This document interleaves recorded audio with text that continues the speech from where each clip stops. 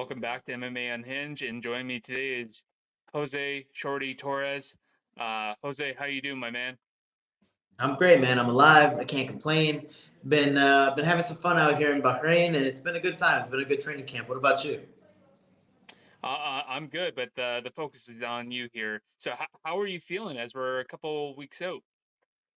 I'm feeling well. I'm trying to get acclimated to the time. It's still, a process because Vegas, it's an 11-hour difference. So, I flew in, I slept every single flight on the way here.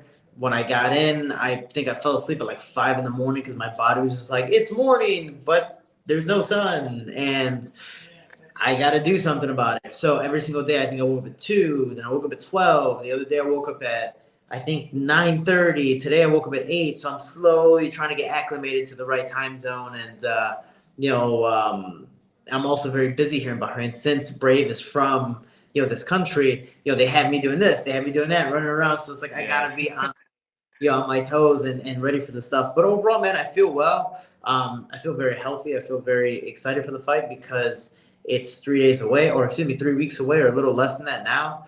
And it's in a place where I call my second home. I get to fight in front of His Highness Sheikh Khalid, the Prince here, and in front of the promotion that's really helped do a lot for my career. Yeah, and I mean, I wanted to ask you about that later on, but you've already brought it up. So, obviously, you want to get used to the time zone, but is there any change in like climate? I don't know anything about geography when it comes to that. I mean, the weather here, luckily, I've come here during the nice season. Usually it's the middle of the desert, man, and it's an island, so it's usually, and when it comes to Fahrenheit, it's like 120 degrees in the summer. It is ridiculous. Jeez. There's no clouds, there's no such thing as a cloud. It's humid. It's just it sucks. In the summer, it's one of those like stay inside all the time. Hmm. But during the winter, I'm here pretty much at the start of winter, end of fall. It's very nice. I get to walk around with shorts, t-shirt, not completely sweat. The sun does suck here and there, but overall everything's well. And most of my workouts are inside anyways. Or they open up the windows and you get some nice humidity in a good gym. So it kind of gives me that wrestler mindset of a good hard practice. Yeah, 100%. And then just speaking about recapping a little bit, the last time I spoke with you, you just had exited the UFC. I think you just had a fight in Brave FC, and now you're the bantamweight champ. I mean, explain, like, describe that feeling, being able to that just the journey. Dude, it's been crazy because I was the Titan FC double champ. I had 1-on-1 in the UFC. Sadly, received ultimatum, short end of the stick. I got signed during this UFC flyweight demise, and it was just one of those that was very unfair for me. Not just because of what the UFC was doing at the time. I feel like it wasn't completely intentional. It was just one of those that it happened, and I was just that Hmm. guy that got chosen that all the BS got thrown on. And then when I went to Brave, I fought Amir Albazi, and he was 11-0. And I fought like, Brave pays me well, and they paid me more than what I got, paid in UFC, which is awesome. But when I came here, they're like, "Oh no, okay, we're paying you this much. You're fighting our dogs. That's it. You're fighting our best guys." And I fought Amir Albazi, and I was like, "Man, this guy's this guy's tough." Now he's, I believe, number two, in the UFC flyweight division. I'm like, "Yo, this is good." And him and I trained together. I'm like, "Dude, good for you. Like, I'm very happy for you." Plus, no offense, you keep on winning. I'm your only loss. Like, it makes me look great. Keep on winning, please. Win the belt, please. But after that, I had a lot of bad circumstances where I was supposed to fight for the belt on the flyweight division. My father, sadly passed away, and I tried my best 3 weeks after the fight to still fight, but I had panic attacks. I didn't know how to grieve, and it got taken out on myself, on my body, and eventually on the promotion. So, they're like, okay, man, do your thing. We'll figure out another time for you to fight again. They gave me pretty much a few months. They created the flyweight tournament, and I won the first match, and I was gonna fight the second match, and I went to Dagestan, ended up getting hurt, and was still trying to force myself down. But at the time, I knew I was always eventually gonna bump up to the bantamweight division, but I didn't think so soon. I was trying to cut so much. Maybe I could have done it better, but I was trying to cut so much that my body was now taking a toll physically. So my tendons were, tearing, and I'm getting injured left and right from little things that I do every single day that seem very normal to me. But when I started cutting weight, I wasn't enjoying life either. So it's like I didn't even want to fight. Didn't matter who I was fighting, and I was going to fight Ali Bagutinov. So there goes my second opportunity to get the belt. And then the third opportunity comes to fight Nkosi Ndebele, bantamweight division, after bumping up, winning a fight, and then looking very dominant. They're like, dude, we're gonna give you a chance at the belt. Let's see if you can do this. And I ended up winning by a split decision in Bogota, Colombia in August, and now I'm at the top of the world, gonna defend my belt for the first time, December 15th here in the Kingdom of Bahrain. So it's man, dude, it's a long time coming because I signed this promotion technically at the end of 2018. So 5 years later, I'm here today, and it took me that long to finally my third attempt at the belt to get it and claim it. Yeah, 100%. And first off, sorry to hear of the passing of your father. Thank you. That this first news I've heard of it. So first off, I'm sorry to hear that. But second, some fighters when they cut to a certain weight and then they try to jump up in weight, they talk about that struggle to actually maintain that weight now. Have you ever experienced something like that? For me, as I bumped up, usually, and I've seen this in wrestling, we had a guy who would try to cut down to 25 and make it, but look horrible, physically look horrible. And Hmm. when he bumped up, he mentally was like, wait, I don't have to cut as much weight, so I get to enjoy life more. So he would overdo it, and then out of nowhere, little you realize he was cutting the same amount of weight. He would cut the flyweight, but now at bantamweight because he was doing more, he was eating more, enjoying life more. And it's like, no, no, no, dude. If you would have just stayed consistent, you would have just made 133 at the time for the wrestling weight class so much Hmm. easier instead of, oh, I got this, I got 8 pounds to kind of have fun with. Oh, let me gain 8 pounds. It's like you just did the same exact thing now at the higher weight class. For me, I've my body's naturally gotten big, and I work out year round. So even in a sense, when I'm out of shape, I'm not ever really out of shape. Yeah, I might have a little tummy, I might not have a 6 pack and look nice and lean, but overall, I'm always still in shape. But my body went from I remember talking to John Dotson when I was a flyweight, and I would weigh maybe at most 150. And I always told him if I got to 150, I was messing up. He goes, yeah, dude, I weigh 160, and he was still cutting down the flyweight. I was like, what the, like. And then out of nowhere, when I was gonna fight Ali Babutinov, I was weighing 163, cutting down the flyweight, and now my body's in a sense hurting itself. Pretty much Figueiredo, Davidson Figueiredo does the same exact thing, and I'm like, Yeah. oh man, you're getting championship money though. I'm not.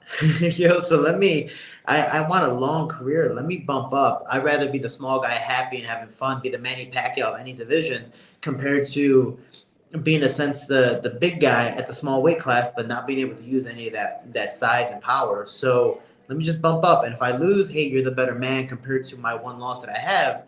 And that's not taking any excuse away, but I believe I lost because of myself and my mental fortitude of cutting weight and all the things that were going on in my life at the time.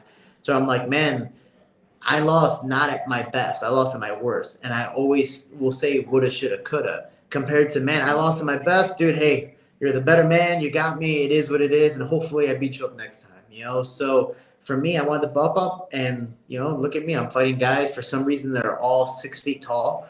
But I'm beating all of them.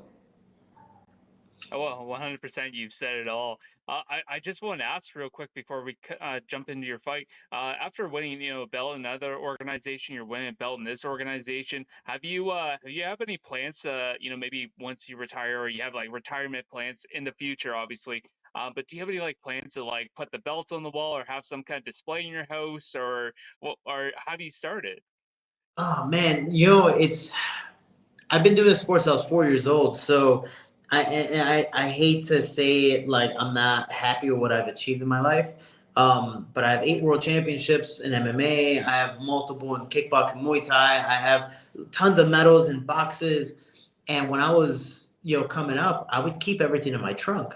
Or even now, all my amateur belts I give to my brother. I was like, here, you do whatever you want with them. Say you're me. I don't care. Go to a club. I don't. You like do whatever you want. For me, have you ever seen the video? It's Mike Tyson walking around. I believe when he retired, and he has all of his belts, all over the table. And his interviewer is like, "Aren't you really proud of all these belts? Don't you want to show them off?" He's like, "Ah, they're garbage. Like, there was something to me once at a time, but now they're just physical." And for me, the belts have always been physical. I mean, I always keep like I have mine with me now, where I keep around with me because Fans like it, people like it, the promotion likes it. I'm always going to show it off because I'm happy with the accomplishment, but I'm not I don't want to boast it around like, hey, I got this belt, I'm better than you, or I have this belt and I need to show it off. For me, I'm just like, oh, you want to see it? Yeah, sure, yeah, cool, yeah, whatever. And I'm gonna put it back in my bag and put it back in darkness. So I think towards the end of my career, I might have a room to where I put all my stuff and kind of respectfully show it off as a reminder. But I know inevitably when I have my own gym, my coach has done it with all of his stuff. He has his big container of all of his medals from the stuff. I want to be able to put that out to show people that I have the notoriety and the resume to be able to coach you in multiple different styles and facets, and hopefully different personalities as well. Hmm. And then moving forward, how's training camp going? And or how was it? And like, are you still doing your training camp, or like what's going on now that you've flown over? Yeah, so I'm here 3 weeks left in Bahrain. Usually about 10 days out, I'll start kind of getting that weight down to get ready to water load 5 days before. So, Hmm. I mean that's always a process, never fun. But for me, I'm Hmm. still was it technically 2 weeks out. I mean tomorrow's 2 weeks out until the weigh-in, and that's usually what I count first because I'm also cutting weight no matter what weight class I'm at. So for me, I'm actually sparring tonight after this interview, and then I'm still going until 10 days out. So until December 5th, I'm pretty much doing everything fully here, especially here in Bahrain. One of my biggest, gains from my last fight was my wrestling, was my judo, was my ground control, my jiu-jitsu, my offense on the ground and taking them down. In Bahrain, dude, there are so many Dagestani people, it's ridiculous. And my team is full of Dagestani wrestlers, Sambo champions, guys are, even for me, I'm a judo black belt. They're tossing me around. I'm, also wrestling All American. I'm like, yo, you're a striker? I thought you were a wrestler. They're like, no, no, no, we're the strikers of the group. And you're like, what? That actually happened to me in Dagestan. It was baffling. I felt so embarrassed. I was like, what do I even want to fight? This is stupid. So it's a process. So for me, it's a crazy thing to be here because these guys are so good. But the crazy things help push me forward and make me that much better. So that's part of the process of being here. And then also, I'm actually in the Brave office right now, so being able to do media stuff with you, do in face person things with them, and work more on hand has been super beneficial. Oh, 100%. And I mean, like, you look at the Dagestan fighters, everyone maybe criticized just because they had the wrestling. Now that they're working on the striking, it's kind of scary how much all the talent's now coming from that area in Russia there. That being said, moving forward, like your opponent, I'm gonna butcher his name so bad. In Skoy, And I uh, got you. I got Nkosi Ndebele. there we go. Yeah, you got me covered here. This guy, you've already fought him before for the title. Now this is gonna be the second time around. Uh, is there something that you expect in this rematch? Do you see something that he might do differently? The biggest thing is he went to Bali for this camp as I decided to finish my camp in Bahrain. We both decided to work on our opposites. He, got the better of me on the stand up because he was so freaking long. Israel Adesanya like, Anderson Silva like, long, tall, skinny. And for me, my advantages in the judo was on the ground. So I wanted to work with the Dagestani guys. So he decided to go out to Bali to improve his stand up as I'm doing it with my wrestling. For him, Hmm. I don't see him changing much in 4 months. Especially when you get punched in the head and face so many times or taken down against. Like, it's not that you panic, but you start going back to your bread and butter. So all the stuff that you just learned is not really in that memory, and it kind of goes out the window. So I see him, maybe performing a little bit better and having a smarter game plan in the first round. But if it goes past that, I could see him reverting back to what he usually did, and that was clinch up with me and try to keep me on the feed and stay away from me if possible. But with this fight, I see him practically doing the same thing as I'll more than likely do the same thing, but just having small little, in a sense, checkpoints. I didn't, tell that to myself in the fight. I got too like, oh, let's have some fun. Let's see where this goes. And I think, a little too relaxed and comfortable in the fight to where I made it a lot closer than I should have. To where when it went to a split decision, I was like, oh, that's my fault. My bad. Sorry, I made it I made it too close when I felt that I was. Even though I was comfortable mentally and physically in the fight, it doesn't look like that to the fans.